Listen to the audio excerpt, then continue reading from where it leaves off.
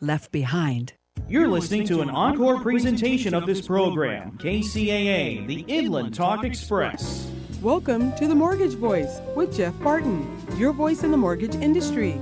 Each week on this program, Jeff and his guests share their expertise, personal anecdotes, and the latest industry news to keep you in the loop. Now, to provide you with insight and help you navigate the consistently changing world of real estate lending, here is your host for The Mortgage Voice, Jeff Barton.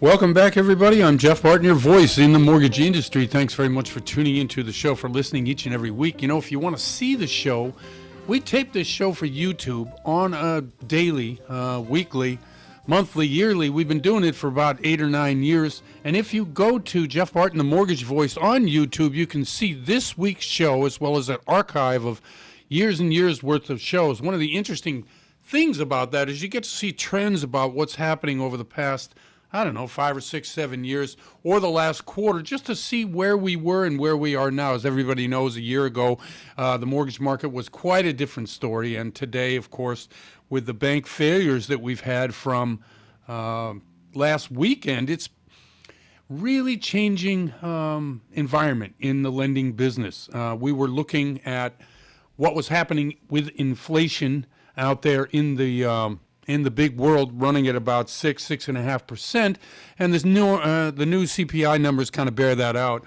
And we were talking about the Fed raising the short-term interest rates by 50 basis points, maybe even more. I mean, we had been trending at 25 basis points after last summer's 75 basis points clip, 3 Federal Open Market Committee meetings in a row.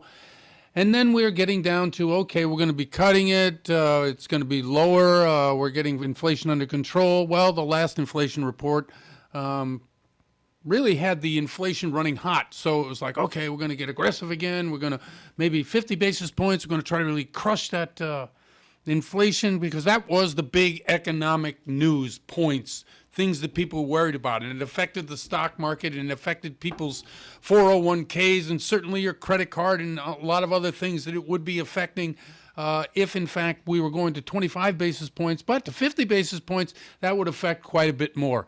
Well, what a difference, right? So we have the failing of 2 of the largest banks in the U.S., 2 of the largest failures of banks ever.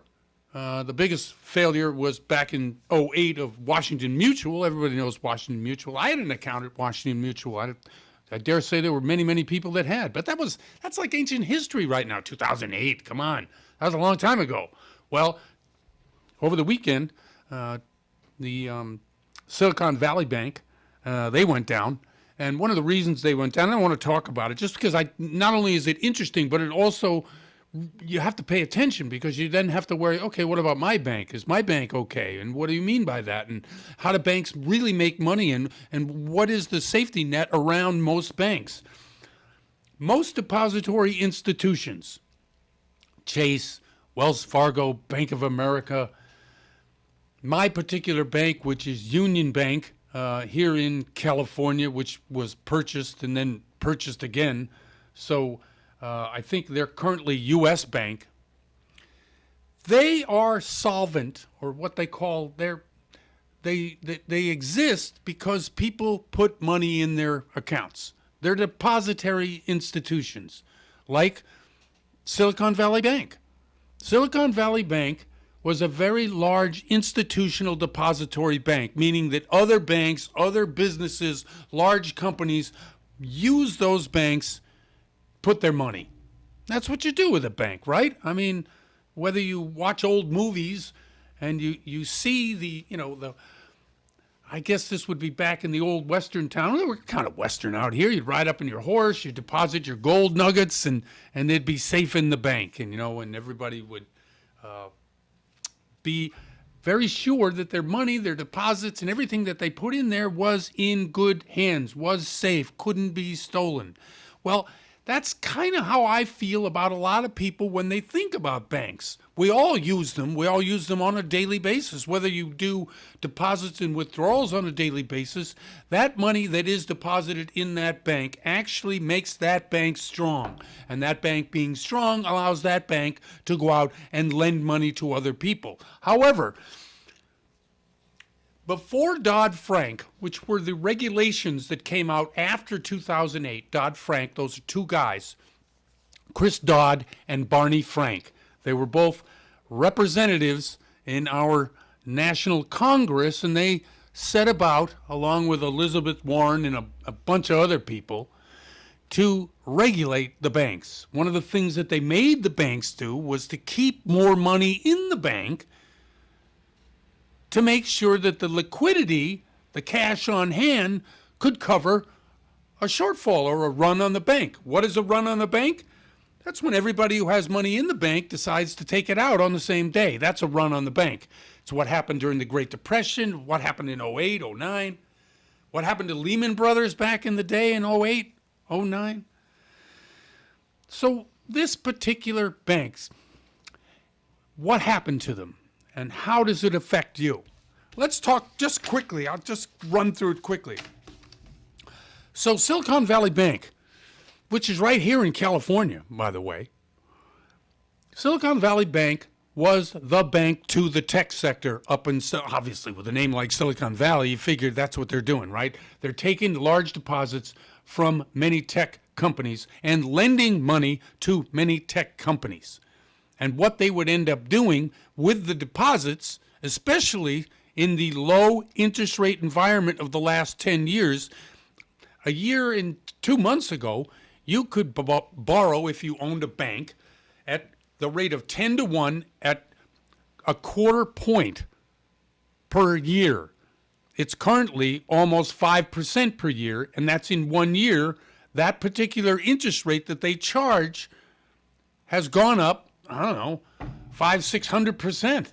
So if you're a bank and you can borrow money at one number and invest it in treasury bonds at another number, and there's a spread, which is, it had been 3-4%, you're making pretty good money, right? And that was the chain of events which led to overextension of that kind of borrowing and purchasing. For instance, it's great when the interest rate is a quarter point and you're borrowing it and then buying treasuries at 3 or 4%. It's great when that happens. But when the borrowing rate is 4% and the treasuries do not keep up with that particular investment, meaning you've already got a 2 or 4 or 5 or a 10-year investment in bonds that pay you X% per year, and the borrowing cost just went up through the roof, that model of making money goes away fast. And given that, the liquidity that the bank needed in order to remain solvent, there are those thresholds that Dodd-Frank made you maintain. You have to maintain X amount. I don't know what the percentage is, 5%, 2%, 3%, 5%, 8%. But if you're talking in billions and billions of dollars, that's a lot of money you got to have on hand. They didn't have it. And when they didn't have it, they had to also, many of the depositors in that particular bank decided to take their money out because bad news travels and bad financial news travels really quickly. Large institutional investors decided to take, $160 billion out of the bank in one day. The next day, the feds came in, that's last Friday, and took the bank over. That's how quickly this goes. One of the problems with the internet, one of the problems with the way trades are being done, one of the problems with information is that it is so lightning quick that these kind of failures, this was the second largest failure in U.S. history. Incredible. Really, really incredible. Could it have been avoided? Who's to blame? Well, that's a Washington political scheme. The question is, the federal government has stepped in and said, we will cover all deposits. Anybody who put their money in there will be covered. Now, how many individual investors have their money in there? How much does that equal, and who are they? Because everybody's insured up to $250,000. That's what the FDIC does. But anything over and beyond that, the federal government, Joe Biden, stepped up because Joe Biden is, again, a corporate politician like all of them are. They all receive money from both sides of whoever is, whether it's the electric companies, the oil companies, whoever it is that's giving out money, they give it to everybody. So in the banking world, making sure depositors aren't nervous is a big deal, because if they're nervous at Silicon Valley Bank, they're going to be nervous at Bank of America. Anyway, I'm Jeff Barton, your voice in the mortgage industry. I hope that was clear enough. Anyway, I think we're okay for right now. We'll be right back. You're listening to The Mortgage Voice with Jeff Barton. We'll be right back with more in just a moment. For more information on today's topic, email Jeff Barton at info@malibufunding.net. Now, back to The Mortgage Voice with your host, Jeff Barton. Welcome back, everybody. I'm Jeff Barton, your voice in the mortgage industry. Thanks very much for tuning into the show. If you want to see this show, go to YouTube, Jeff Barton, the mortgage voice on YouTube.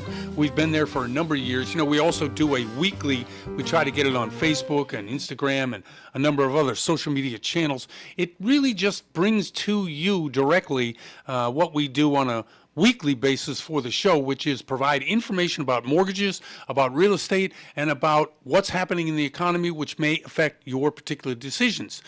We had mentioned earlier podcast.io, and that's a great place to catch me as well as a number of other podcasters. That's a central location for podcasters on health and finance, lifestyle, sports, a whole bunch of different things. So if you want to see and hear me, Jeff Barton, the Mortgage Voice on YouTube, or if you can go to podclips.io, that's a great place to catch me and a number of other great new podcasters.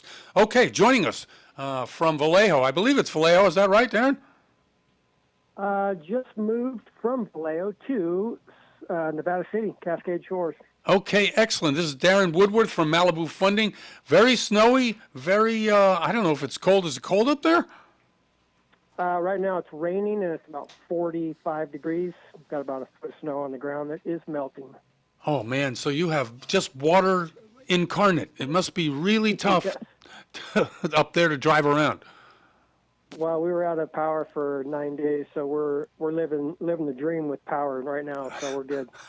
That's okay. So here in sunny Southern California, try to tell our listeners, now we're drenched down here today as well, and it's been raining kind of steadily for the last 2 or 3 months. But in a situation like that, which, again, we don't know much about at this particular point, what's it like living in electric-free zone? It was good until my generator stopped working and I burnt my last piece of firewood, so we went back down to the flatlands of Vallejo. We're flatlanders, so right. First winter up here, it was kind of, we were not prepared for this deluge of snow that we got. Now, it's interesting, right? I mean, as you are, I guess you would call yourself sort of a new homeowner up there. Now, you've represented many homeowners, many sellers, many buyers over the years. What's it like being on the side of moving into a place either you bought or you're renting for a first time? What's that like? It was exciting, and then once the snow started falling, we kind of like, put in the gear of survival and get the generator, get the firewood, and all that stuff. So. Very exciting. We're 5 minutes away from Cascade Shores, right. Scotts Flat Reservoir, so I could walk down to the lake. And so this is just a little hiccup. It's been a couple weeks of snow, but it's hopefully it's going to be gone here in the rain. Okay, let's talk about doing some business in these type of conditions. Does it just stop altogether, or do you continue to work on your loans or the customers for mortgages and real estate that you have? How does it work like that? Yeah, it's 24/7 real estate. Right. It is. So keep going, moving forward. I got a couple buyers that were on the sidelines. They thought COVID was going to drop prices, so what they did was instead of buying, they went out and rented. Right. And now they're questioning their, 3 years later, they're like, well, I need to buy now. So they're back in the market. So I got a couple buyers like that right now that I'm working with. Okay, tell us about the area that you work in. Obviously, you've described a little bit about where it is, and what is the real estate market doing up there? I know some parts of California, it's a little challenging, and some other parts, prices keep rising. How is it up there? Grass Valley, Nevada City is still moving forward. Not too many prices are dropping. They're still selling for list price. Vallejo's pretty similar. It's the last affordable city on the bay. Right. So it is still getting, there's no drops in prices too much. Okay, what are the prices? Give me some medium prices, high prices, low prices. So my buyer is qualified for $475, so he's looking for a 3.2 or a 4.2. Uh-huh. And he's willing to add a bedroom onto a garage. So he's got his mother-in-law moving in and his mom's moving in. So he's taking care of two mamas. So he's going from renter to homeowner / ADU, build a garage into an ADU. So that's where he's at right now. Do you think the equity in homes is going to continue to rise? I know you told me that the prices are still rising a little bit. We see anywhere from, 2 or 3% all the way up to 6-7% in terms of rising prices this year. Is it like that there? Absolutely. It's there's just supply and demand. Right. People are moving. So I'm originally from Napa, but I moved to San Jose, so Silicon Valley. So SVB, the bank, Silicon Valley Bank. Yep. I'm very familiar with that and everyone out there because I lived there for 22 years. Right. People are taking their San Jose homes and they're selling them, and they're moving up to places like this, Grass Valley, Nevada City. I mean, you could buy all cash, and then just changing the way they do business. You're working from home. Yep. Not going to the office. Is that really changed the nature of housing in your area? I mean, like you say, you're in a hot area because you have to be there because the commute is too long if you live somewhere else. But if you can work remotely, all of a sudden you're selling and buying cash other places where might not have been available a couple, 3 years before the pandemic. Absolutely. I'm local, so I mean, I could go get in my car. I'm 2 hours away from Vallejo, so I'm showing properties the next couple days in Vallejo. Everything's all lined up. I do all my loans here in Nevada City, so it's pretty localized. And 2 hour drive for me is, once or twice a week. That's not that bad. So you're still in this, even in the weather conditions that you've been talking about. You're still out there. You're showing houses. What's the enthusiasm like? Are people sort of worn out by the weather, or are they still, as you say, excited about getting out there and viewing properties? Oh, out here it's amazing. All my neighbors came together. You need a shovel. You need a snow blower. I didn't have any of that stuff because I'm new to the winter up here, and it was amazing just to see how much community came together. And the people that are buying up here, they get to witness that. So when you're showing properties, they get to witness the different, how it is in San Jose. It's a little fast-paced. Up here. It's, everything's a little bit slower, and everybody's, hello, how you doing? And they want to sit and talk, and it's way different. That's a great lifestyle. That reminds me of things the way they were back when I grew up. And I grew up in a little town, 5,000 people. Everybody knew everybody. Now, granted, this was before electricity, but still, it was a great way to grow up. Absolutely, loving it's paradise up here. Even if I had to drive over power lines and under power poles with trees on them to get out. Right. And I'm still, once I got out, I'm like, it's still paradise up here. It's a minor couple days or a week or whatever of inconvenience that is nothing. We're living in paradise. Oh, that's excellent. Okay, so give me a little bit of a prediction on what you see. Now, we've had such water issues here in Southern California. I guess up there too, right? I mean, you've been under the same drought restrictions that we have? Yep. And so all our reservoirs are filling up. Hopefully they don't open it up and send it to the ocean, and we'll be all right. Yeah. Well, I was talking a little bit earlier about some of the politics of all the weather and the different things going on. You'd mentioned something about Silicon Valley Bank, and they are, I guess, maybe not getting bailed out, but certainly all the depositors are being covered. How is that affecting the psychology of using them or any other bank up there? I mean, do people get nervous about that? about where their deposits are? And Absolutely. I mean, if your boss is that's where his checks come from, and he's sending you checks that aren't cash, and it's going to be like a little freak show for a little bit. But yep. I mean, I've noticed that everything worked its way out. Hopefully, I mean.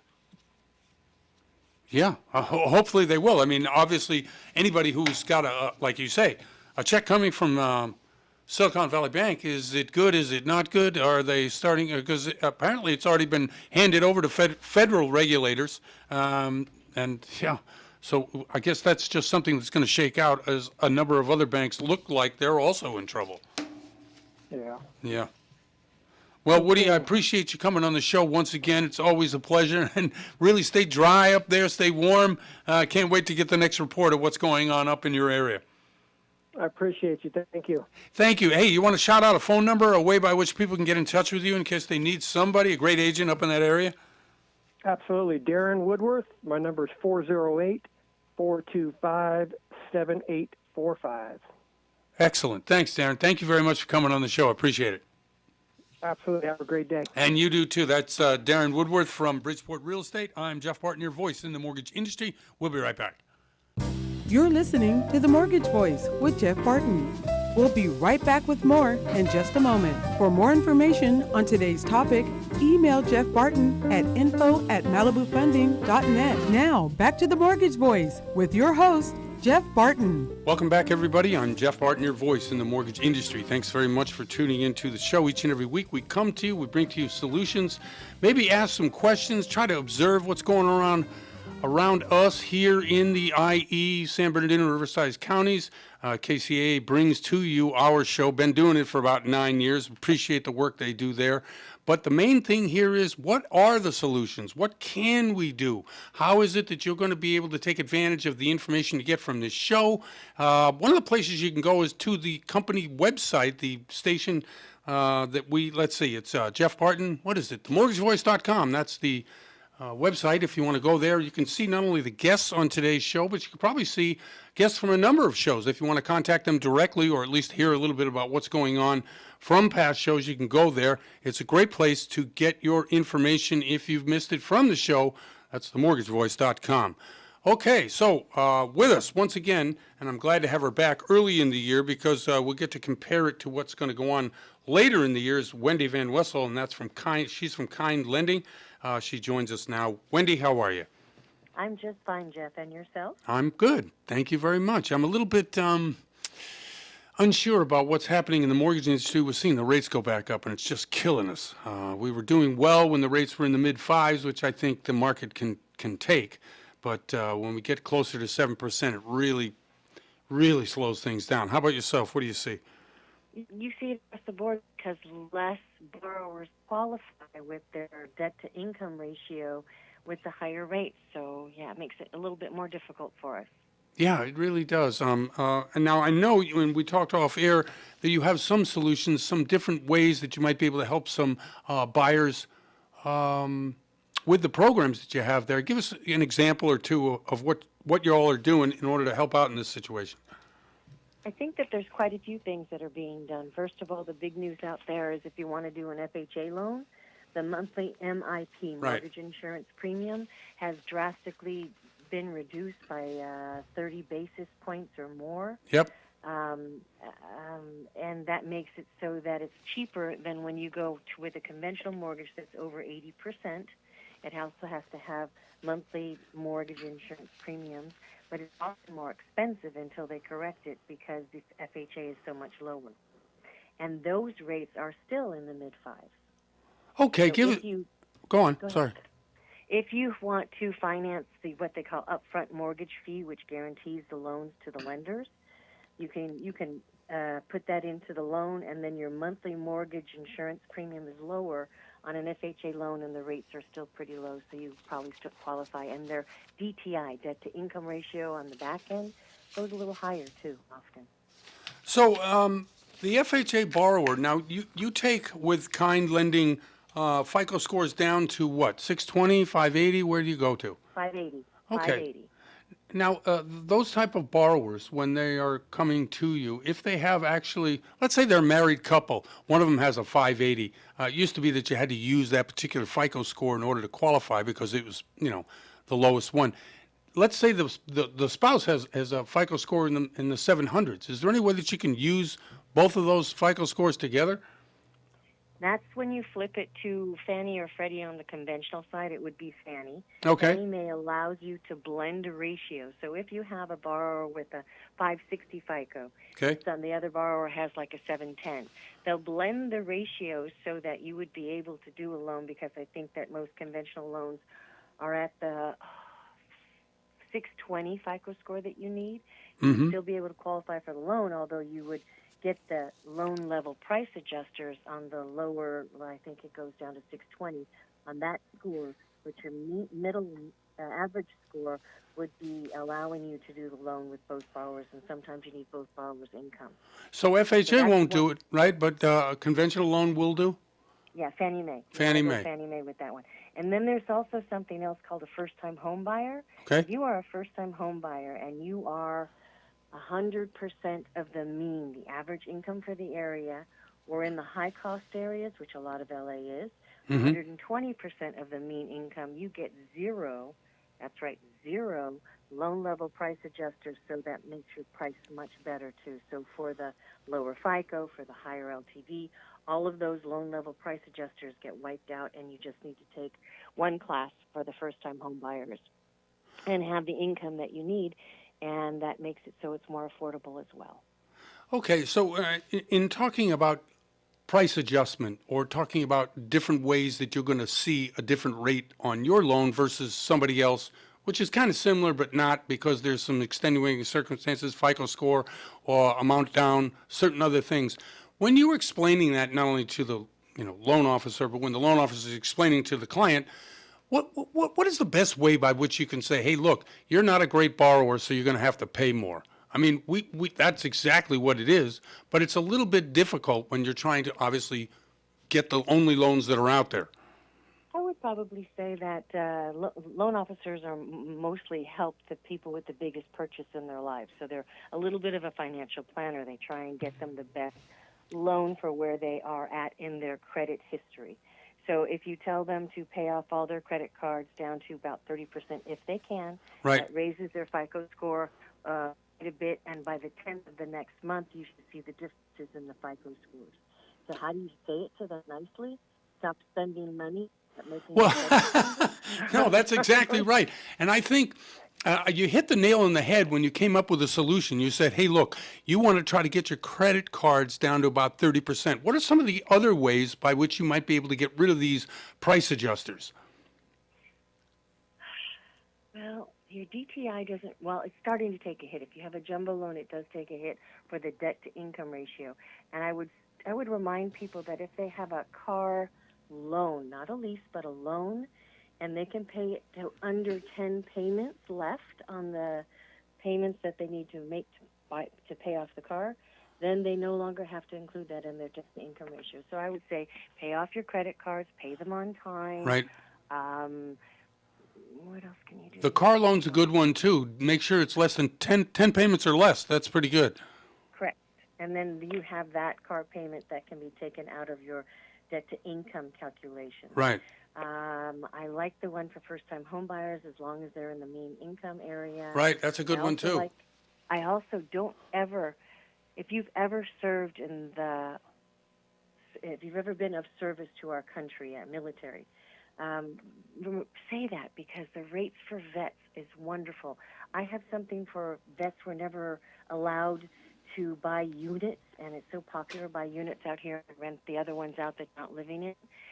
Well, we called Washington, D.C. to get a straight answer, and vets can buy multi-unit properties even if they have no landlord experience if they get a management company to collect the rents for the first 12 months. Okay. And that contract with the management company would be signed at docs. Then they can do that unit purchase, which makes the properties self-sufficient. They give you income as well. Is that like a DSCR type loan in order to qualify? I know that vets get 100% financing, but what type of program? Is it just a VA loan? It's just a regular VA loan Okay. because they were always not very. They were unable to buy units if they didn't have the landlord experience that they were talking about. Right. So even though they wanted to have that income from the other units, they couldn't do it. But they can if they get that managed company first 12 months to collect the rents for them. Okay, we're on to about a minute and a half left. I want to get your opinion as to where the market might be headed. You have more of a, I guess, feel for it because you're at a lender and Kind Lending, and the people that run your company have been around a long time, and you, like I say, you have your finger on the pulse of it. What do you think's going to happen? Do you think we're looking at a recession? Do you think we're going to be going to a better mortgage rate later on in the year? What is your thought? Last November, they thought that probably around August or September, they were hoping the rates were going to go down to 5.25 again, and that was good news for everybody.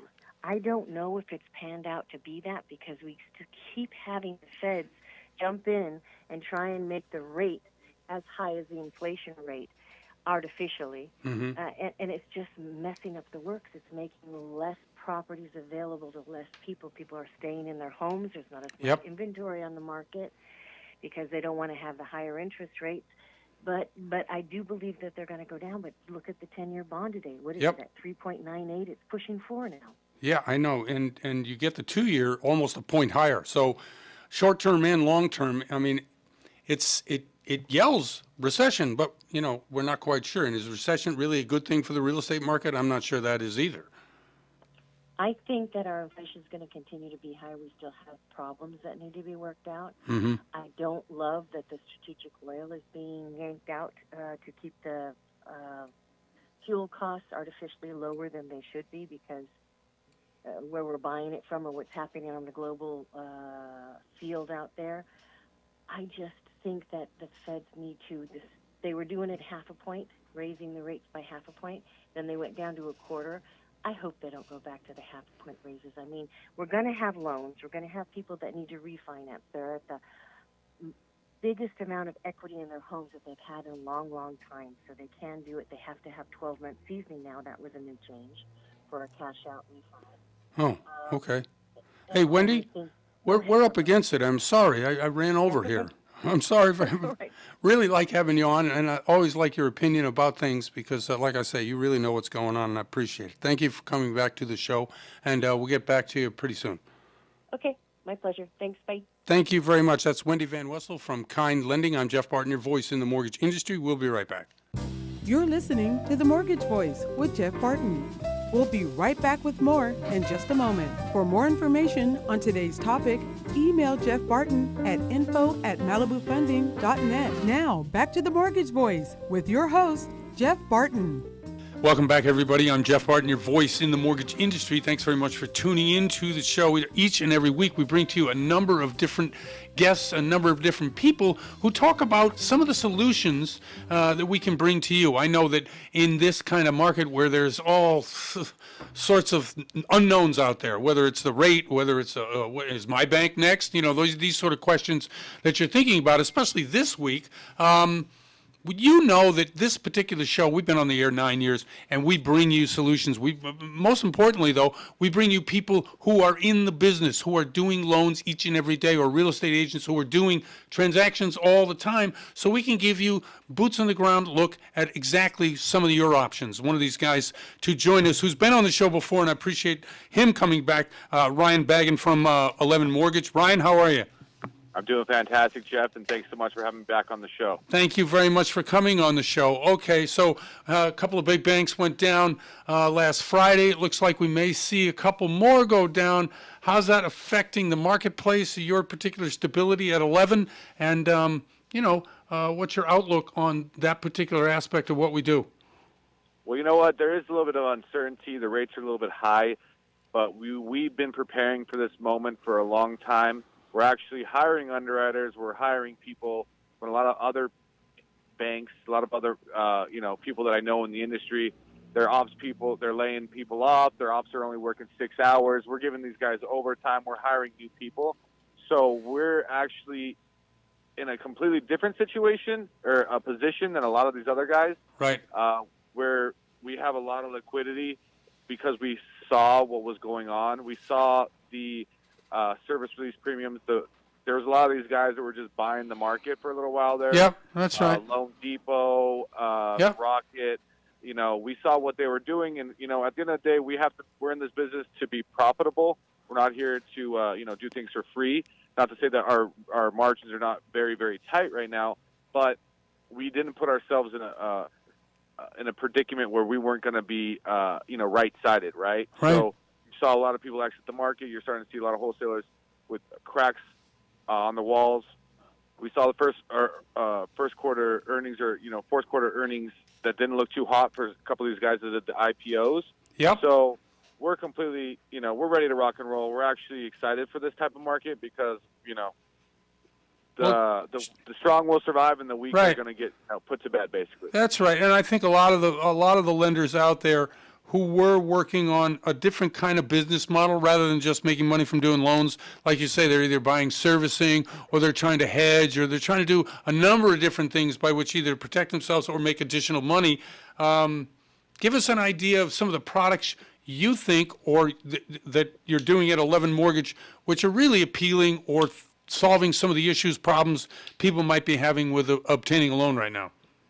Well, you know what? It's historically the worst time for a first-time home buyer to get into a property because of the affordability factor. The houses prices have not come down based on the rates where they're at. Right. The rates are still high, even though we had a little bit of an improvement when all the bonds got sold, early this week. But what I'm doing is I'm offering the 3-2-1, the 2-1, the 1-1. Yep. Right now, a lot of sellers are actually willing. Before it was, it was highly unlikely, if not impossible, to get seller credit.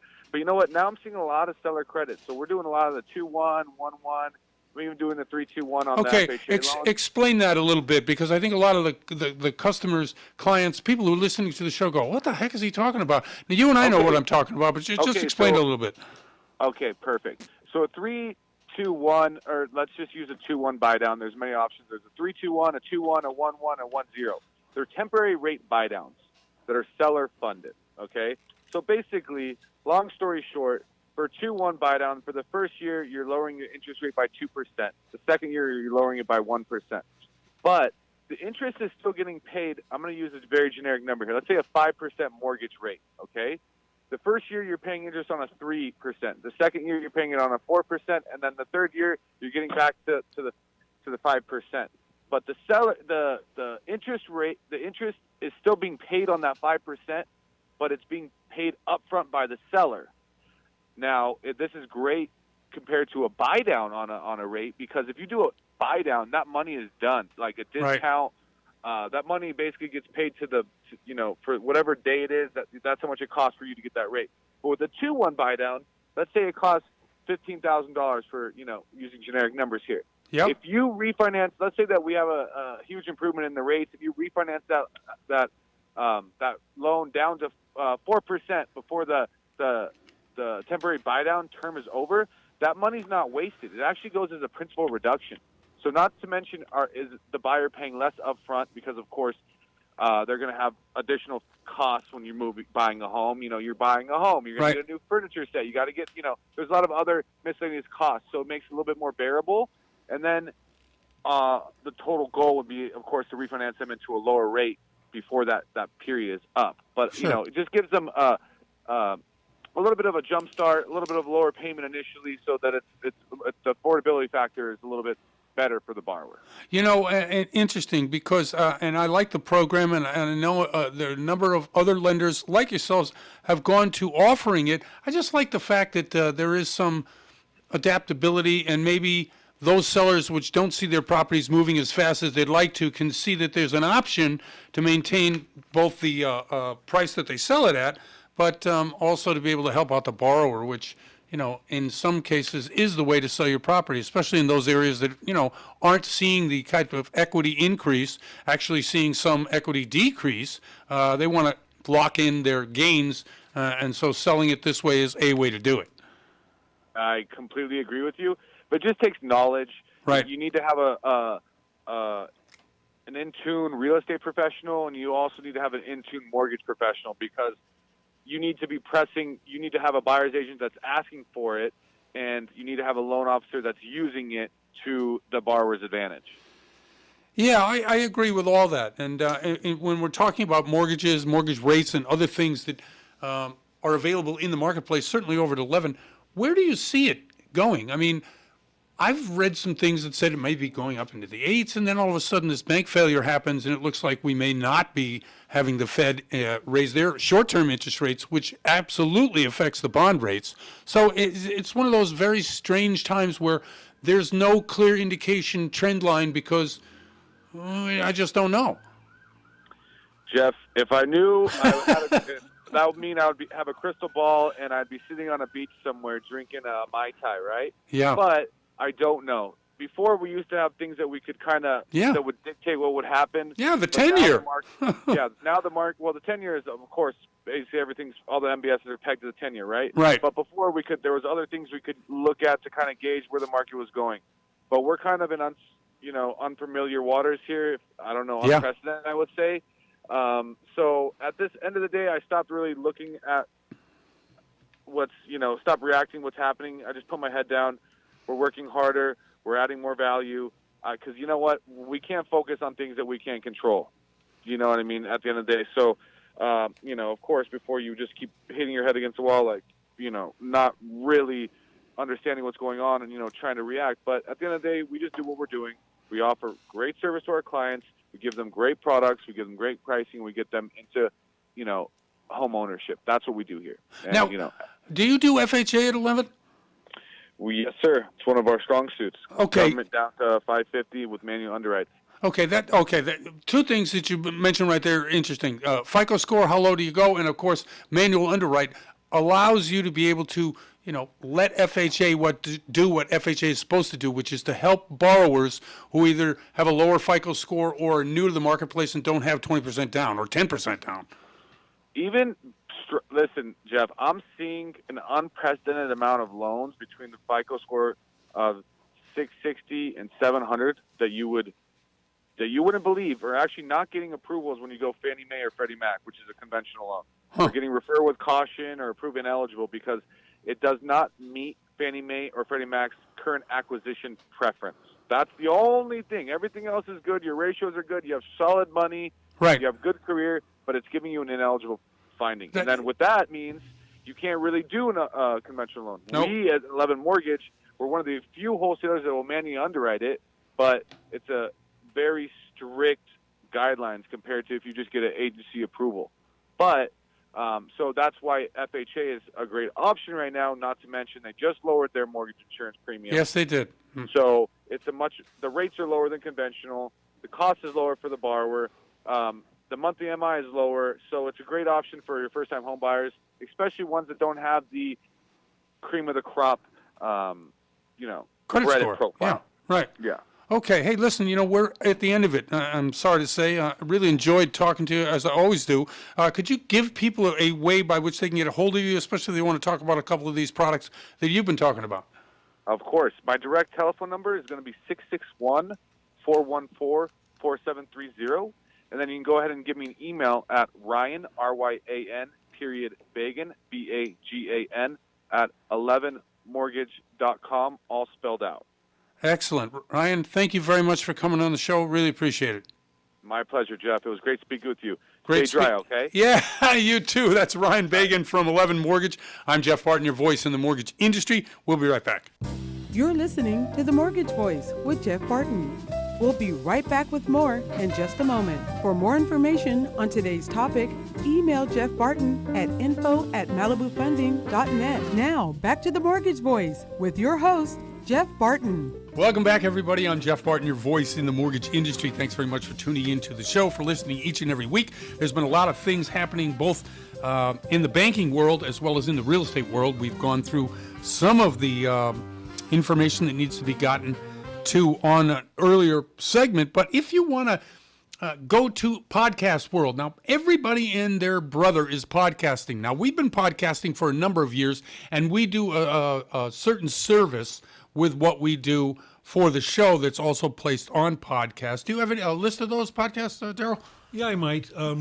Apple Podcast, Google Podcast, Spotify, Spreaker, Stitcher, iHeartMedia, Audacity, YouTube, Podclips.io, and of course, The Mortgage Voice. Excellent. If you go, the Mortgage Voice is our website, and if you go there, you can hear and see and get in touch with those people that you've seen on the show. That's a good way to do it. The podcasting world, which I love, what we do in mortgages, very few are like this, that really lay out programs. They talk about some of the macro issues going on in the country and in the area. I want to say hey to KCAA out in the Inland Empire in Southern California, San Bernardino and Riverside counties. Been carrying the show for a number of years, but we try to deal not only locally but also nationally, and then we bring some guests on the show to talk about programs, what's happening in those specific banks, in order to give you an option of what you're thinking about if you're thinking about either purchase, selling, or refinancing. I don't know about refinance right now. We've seen rates actually go up and down like a yo-yo in the last week and a half.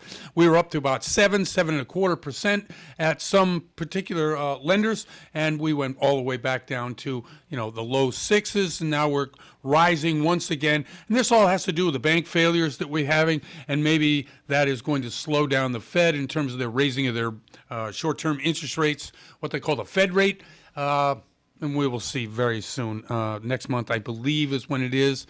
So let's just get to a couple of other larger topics that we were talking about in the scope of what happens both in the banking world, which, when we were in 2008, 2009, everybody refers back to that as if it's ancient history, which I guess in the fast-paced world of the internet and for that generation of borrowers who came to be since that particular crisis, maybe it is ancient history. But if 15 years ago is ancient history, wow, I'm an old guy because I go back many 15 years, maybe 3, 4, 5 of them. And in that result, I can say that there are certain things that people look to when they talk about the free market system and how things are supposed to work, the bailing out of this particular bank, Silicon Valley Bank. I think most people look at Silicon Valley Bank as being something akin to, I have no idea what that is. It's almost like crypto, and that particular bank also failed, the crypto bank. What was the name of that crypto bank, Daryl?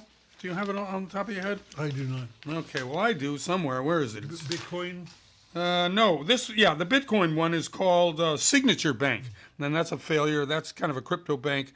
And by the way, funny thing, Dodd-Frank, we referred to it earlier in the show. One of the architects of Dodd-Frank, of course, is Barney Frank. And Barney Frank from Massachusetts is on the board of directors for Signature Bank. And he came out with some lame excuse to, oh my gosh, I can't believe this happened. And this is one of the revolving things, and why so much of what we do is in my opinion, we boast about the freedoms and the fairness and the beautiful things about what this country is, and there are many. But one of the bad things is we have this rotating door between government and private sector, and it goes on and on and on, whether it's defense contractors, whether it's EPA oil executives, whether it's Dodd-Frank, where you have Barney Frank, who architected Dodd-Frank, is now on the board of directors of this Signature Bank, which was the third largest failure in U.S. history. Nice job, Barney.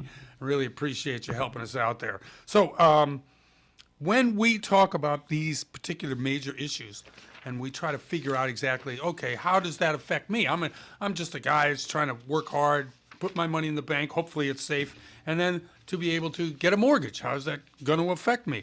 Well, it affects you in that if, in fact, the fears of more runs on banks continue and people begin to take their money out of these institutions, obviously the institutions aren't really able to lend money if people are taking money out of the bank. The deposits in of themselves aren't lent out, but they are used as the basis to go to the Treasury and borrow money at a rate of 10 to 1. So if you have $1 and you can borrow $10, but if you have 50 cents, you can only borrow $5. So it's a problem, obviously, and the requirements that are needed from the original Dodd-Frank back in 2008 in order to keep a certain liquidity in your bank.